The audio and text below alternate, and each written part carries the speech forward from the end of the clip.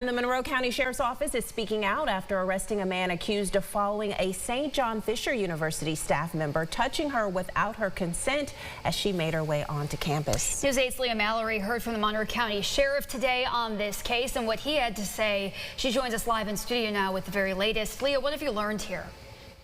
Teresa and Natalie, the sheriff says the 32-year-old suspect has an active warrant out of Syracuse for a similar incident. He says issued on behalf of the female university employee who was subject to unwanted physical contact by the suspect, and the sheriff is expressing frustration that he reoffended and scarred a young woman. Deputies say they arrested this man, 32-year-old Ramel Bell Scott of Syracuse, for forcibly touching a woman and exposing himself. They say on the morning of March 15th, he followed a female staff member as she walked to campus from a bus stop on Fairport Road. When she turned to confront him for touching her, they say Bell Scott exposed himself, the sheriff calling the incident horrific. It's going to scar this lady for life.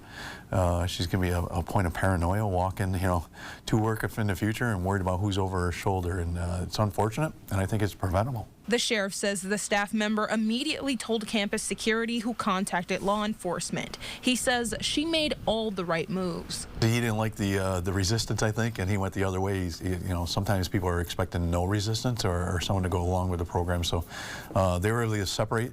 And she was able to call. He says through surveillance video, collaboration with RTS and the Irondequoit Police Department, they located Bell Scott a few days later, who has an active warrant out of Syracuse for criminal mischief.